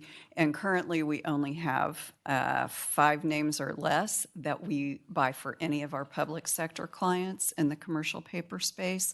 One thing we've seen that we always evaluate is it's got to be worth your while from a spread perspective to invest in something other than if it's short like that, a treasury bill, for example. And we've seen a tremendous compression of spreads with all the U.S. Treasury bill issuance that's occurred. So we just don't see a lot of value in it right now. Doesn't mean that that won't always be the case, but anything that we do recommend would be of the highest quality and very short. And we do use that from time to time, but it doesn't currently exist. And that's something we can certainly restrict based upon a directive from the authority. Thank you. Very good. Anyone else? Okay. Yes, go ahead. Okay. So before we talk about the portfolio specifically, I just wanted to address the current yield environment, the current market environment, which we've seen a lot of volatility and certainly some interesting dynamics. And just to provide some context for the environment in which we've been investing. So the U.S. Treasury note yields that you see there on the left, that's the 2-year, 5-year, and 10-year U.S. Treasuries, and some history back to the pre-pandemic era. And what you see there is a very dramatic increase in interest rates across the yield curve. We're not investing at that 10-year point. It's just there for context. but the 2 and the 5-year are certainly relevant, particularly the 2-year. What you see is over 500 basis points of interest rate increase, really primarily due to Federal Reserve policy that has a direct impact on the agency's, or excuse me, on the authority's portfolios. The U.S. Treasury yield curves that you see there on the right, that dark green one there at the top is the most current as of the end of March. You'll notice that it's inverted, meaning short yields are higher than long-term yields. And that has existed for over a year now, quite a long time from a historical perspective. So what we've seen is a shift in the signaling of the Federal Reserve from tighten, tighten, tighten to we may be ready to pause and potentially lower rates sometime this year. It's definitely a bumpy road with respect to inflation and economic growth, which is coming in stronger than anticipated, but the market is certainly anticipating at least a rate cut or two sometime later this year, and we're certainly positioning the portfolio for that prospect. We think we're probably out of the woods with persistent rate increases, and that definitely has an impact on our portfolio recommendations. And just to give you an idea, this inverted curve, what that looks like, the 2-year Treasury right now is trading just below 5%, and that 5-year and 10-year point are around a 4.65. So that certainly has an impact on how we think about the portfolio. So let's talk about what the portfolio characteristics are. There's a lot of numbers on this page. I'll just focus on a few of them. As of March 31st, down the middle column there, Mel referred to that 1 to 3 year U.S. Treasury benchmark. You see that on the left, and then you see 1231 on the right. So focusing on the middle column, just at the top there, the average duration and maturity of the portfolio are under 2 years. So the portfolios are short, relatively speaking. They are conservative, relatively speaking. So your average modified duration is our key lever in how we deliver portfolio performance and manage risk in the portfolio. Very close to your average maturity, so about 1.65 years. You see here, as of the end of March, we're a little bit short of that benchmark, which is 176.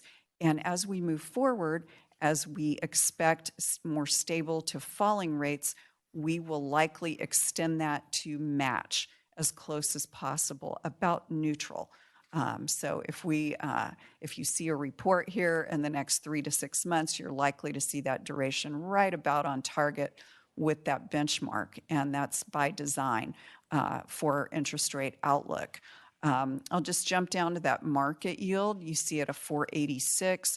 So of course, as I mentioned, our rates are certainly near 5%, and that does exceed the benchmark. Average quality is AA, which is extremely high by S&P, and then we'll go into a little bit more detail as we move through the rest of the slides here. So what are we invested in? Kind of back to the concern about commercial paper, you don't see any of that on this chart. I'll point out that about 2/3 of the portfolio, U.S. government securities. So about 48% in U.S. Treasuries, about 17% in agencies. You've got just under 22% in very high quality corporate bonds, AA and high A-rated corporate bonds, and supranationals just under 10%. That's the World Bank issuers, for example. So very high quality conservative portfolio. And let's talk about performance. So the green bars in this chart represent Tampa Bay Water's performance. This is total return performance. That 1 to 3 year U.S. Treasury index is in the gray bars. What you'll notice without looking at the numbers is there is some outperformance in every time period going back to 2016. So our mandate is, of course, to add value over and above our benchmark index, which you can see evidence of there. This total return encompasses your yield or interest income generated by the portfolio, Also, fair market value changes, underlying price changes of securities in the portfolio. So you'll notice 12 months, 374 versus 297 for the index. So nice, strong performance over the last 12 months. The returns are lower historically for a couple of reasons. We were in a zero interest rate environment until a couple of years ago, which generates lower returns. Also, those rapid rate increases in 2022 and 2023 put a lot of pressure on the prices in the portfolio in the last couple of years. But you see that nice turnaround in the last 12 months as we've been reinvesting in those 4.5% to 5% securities. So with that, I will address any questions that you may have. Any questions? Yes, Commissioner Eggers. So Christina, maybe it's more of a question for you. So just where did all these funds come from? Number one, what is the use of those funds? How do rate stabilization funds mesh in with these? That kind of thing. And where does the interest income go? So currently, Chandler Asset Management holds our utility reserve account. And then they also hold another fund that is a combination of funds. The biggest piece of that is our debt service reserves. These accounts don't have a whole lot of activity throughout the year. That's why we put them with them for investment. Rate stabilization funds are not a piece of what we have invested with them that we do have in our banking system. It does also include a bit of our R&R funding, and our capital improvement funding is in the investments because we do anticipate some of those being used in further years out. But as both Mel and Julie said, we do have the liquidity with this that we would be able to, since a lot of them are shorter, we kind of monitor it. If we need to get something from the R&R or the capital improvement, we reach out to them and say, hey, look, we're going to need this money by this time. So when that investment matures, please don't reinvestment. We're going to need to pull that from the fund. And I forget the other part of your question. Oh, I threw 3 or 4 of them out there. So one was where do how do these funds come to be? And you're talking a little bit about the excess dollars and that we keep in the utility reserves and some of the other things. Rate stabilization funds, whether they're used or not, or invested or not. You're saying that those are kind of just invested, put in a local bank? Correct. Correct. And that amount's been pretty steady for a while? That is correct. The rate stabilization account, I think, over the last several years has increased by about $7 million, but that's not all from the banking interest. That is also because of what the board has decided to put into it each year at the end of the fiscal years. And the use of the funds, you talked about that as well. Thank you. Commissioner Westall. Thank you, and thank you to Chandler Asset Management. That was really good. Thank you. Did you say that we're investing the reserves for bonds? The debt service reserve? The debt service reserve. Has there ever been a point in Tampa Bay Water's history that we've invested those funds, and it sounds like they have an extremely low-risk funding plan, and I'm sure it hasn't happened under this organization, but has there ever been a point where we lost money and had to cover some sort of loss for the debt service? No. Perfect. Thank you. I just want to follow up quickly on Commissioner Eggers' question related to why don't we invest the rate stabilization funds professionally? And if we're not tapping into them every year, why do we keep them as part of the regular banking system? It's just we do restrict some of how much we put in investments and how much we have on cash. We do like to have those funds on cash if there is a need for them. The rate stabilization is an account that sometimes throughout the year we might come to the board and say we had an increase in a certain cost or some unexpected item came up. We would like to use rate stabilizations to cover those costs. And so if you had it with them, you couldn't have immediate access to it, and is that the issue? That's correct. Whereas with the R&R funds or the capital improvement funds, that we kind of know those are for known expenses, so we are able to project ahead when we might need those funds. Got it. Thank you. All right. With that, we are going to go on to our last item, which is the long-term master water plan feasibility program and development alternative status report. It's a mouthful, sorry about that. So good morning again. Agenda item D3 includes an update on the long-term master water plan feasibility and the developmental alternatives program. This is a status report and no action will be requested today.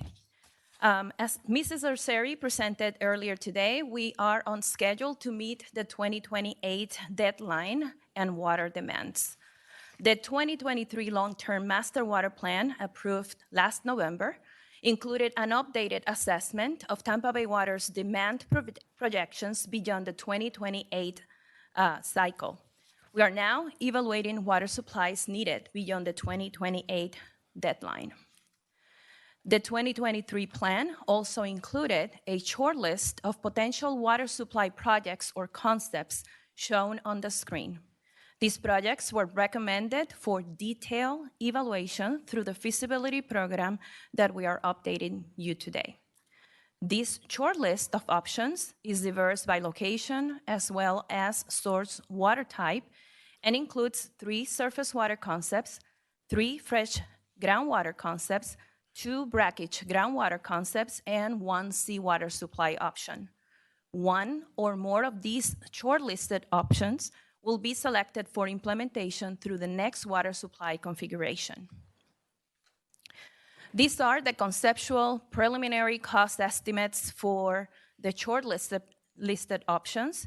These costs were included in the 2023 plan and will be updated through this feasibility program along with the quantity of water that can be harvested for each one of these options. The feasibility program is where more detailed technical and economic evaluations will be completed.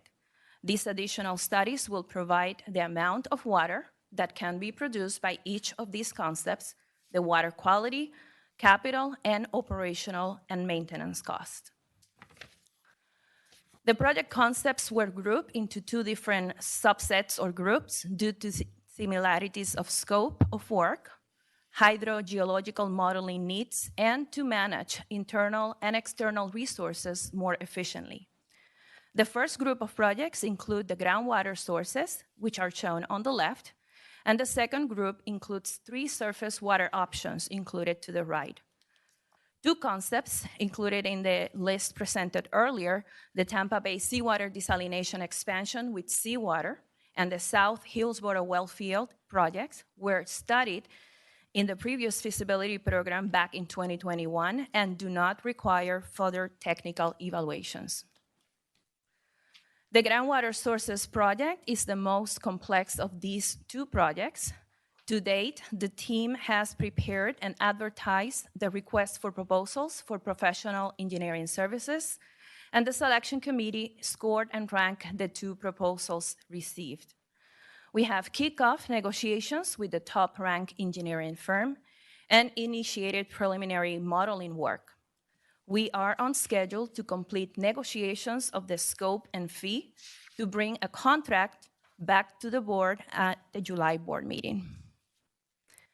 For the surface water feasibility study, we have finalized the project's scope of work and objectives, and currently staff is drafting the request for proposals. We are on target to advertise this request for proposals next month. This slide shows the general timeline for the feasibility program and the selection of the next configuration of water supply projects. The feasibility program will end late 2026, and then we will begin the analysis of these project concepts and developing configurations, and a recommendation for the next water supply project will be made late 2027. Now, as mentioned earlier in the board meeting, this master water plan also included the developmental alternatives program, which are water supply options that may require sophisticated technologies that do not have a current regulatory framework for permitting or that require more long-term analysis and studies. The approach has been used by Tampa Bay Water in the past, and this picture shows the previous developmental alternative projects that were studied and implemented throughout the Tampa Bay region. This program will focus on the evaluation of reclaimed water as a potential water supply source. The evaluation of reclaimed water supply concept is not new to Tampa Bay Water, and this slide shows our past studies using reclaimed water as a water supply source. We have considered and or evaluated reclaimed water sources since 1996. This program has been split in 2 phases. Phase number 1 will last about a year and includes defining the goals and objectives of the program, identifying potential water supply concepts, engaging with our member governments to confirm the availability of reclaimed water, and workshops with the members. Phase 2 will come later on and will consist of conducting a source water assessment and additional studies. And both throughout phases 1 and 2, we will continue to coordinate with regulatory agencies, your staff, and engage the public through public information and outreach efforts. Any concepts identified through this program will be added to future master water plans for considerations. To date, we held off a kickoff meeting with the members, utility directors, and other staff, and we will be scheduling shortly individual meetings with each member and begin the collection of data. And with that, Mr. Chairman, this concludes the presentation, and I will be happy to take any questions. Thank you. Any questions from board members? Commissioner Whistle? This page on reclaimed water projects back to 1996, we use a lot of acronyms and similar language. So what does indirect potable reuse mean? Like, what's an example of that from 1996 to current? Okay, an indirect water potable reuse will mean that we take the output from an advanced wastewater facility that may be owned by, for example, the county, and that amount of water passes through a natural environment system, let's say the aquifer, maybe a river, and far away from that particular location where that water is being injected or disposed, we have an intake of that water and then processed again through the natural drinking water processes that we have for any surface water treatment technology or groundwater technology that we use for that water. So it goes through a natural environment process prior to being withdrawn again as a water source. So this was already chemically treated wastewater that went through some type of natural aquifer, and then we are recapturing it? Recapturing at How long after it's re-injected? Well, with that technical details, I'm gonna have to probably ask somebody else, but it's not immediate. It's not the same day that you dispose the water. It will go through a period of treatment and settling through that particular system. Okay. Now, the state just did something, the city of Tampa, something about their discharge, and the state got involved, and they're essentially forcing us to do something other than discharge it into the bay, correct? All governments. Right, yeah, all governments. Yeah, that's Senate Bill 64 was, I think, 2 years ago, and the compliance is by the year 2032. No more surface water body discharge. Okay. All right. There is exceptions. You have to show a beneficial use to continue to do so. Okay, thank you. Commissioner Eggers? Yeah, just following up on that comment or question. So the system that we're using down in South Hillsborough County, where the reclaimed water is being used at the edge, if you will, that's different than an indirect use, because that water will never, that reclaim will never get into system for use. Correct. Okay. Yeah. All right, just wanted that clarification. just back to page 2, and that red dotted line that you've got so nicely drawn. It looks like 28, we're jumping up. That's the 2028, I call it the 2028 plan. And then it's showing the straight going out to 2040, but we're anticipating one in 2033, an increase, and then probably something around 2040. I'm assuming that we'll have another one every 6 or 7 years. It seems to have picked up the pace a little bit. So each of those two, the 2033 and say the 2040, just for argument's sake, is what we would need for the additional 25 anticipated in 2043. By 2043, we will need an additional 25 million gallons per day of new water. Above the 2028 amount. Above the 10 to 12 million gallons per day that we are building or designing today from the surface water expansion, yes. So those two additional water sources will be the key to getting the long-term requirements. Thank you. All righty. Thank you very much. There are no administrative matters to take up. Is there any old or new business? And if not, can we please have a motion to receive and file? Second. We have a motion from Councilman Miranda, seconded by Commissioner Wustall, to receive and file. Please record your vote. Mr. Chair, the motion passed unanimously. Thank you very much. The next budget public hearing and regular board meeting of Tampa Bay Water is scheduled to be held on Monday, May 20th at 9:30 a.m. We will see you then. We are adjourned.